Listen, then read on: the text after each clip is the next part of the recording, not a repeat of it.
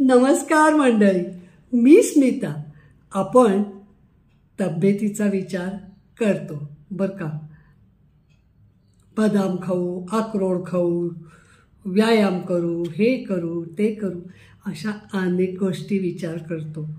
पण त्याचबरोबर आपल्या घराबाहेर पडणं, निसर्गात जाणं हा एक भाग आहे बरं का. तुम्ही कधी याचा विचार केलाय का की आपण अधूनमधून, म्हणजे सध्या सहलीचं हे आहे बरं का फॅशन, पण उठतात ते विमानातनं कुठंतरी जाऊन नुसतं काहीतरी पाहून येतात.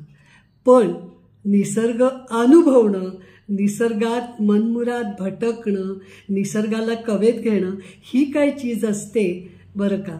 त्याचा एकदा अनुभव घ्या, वारंवार घ्या आणि मग तुमच्या तब्येतीतला बदल तुम्हीच सांगाल मला बरं का.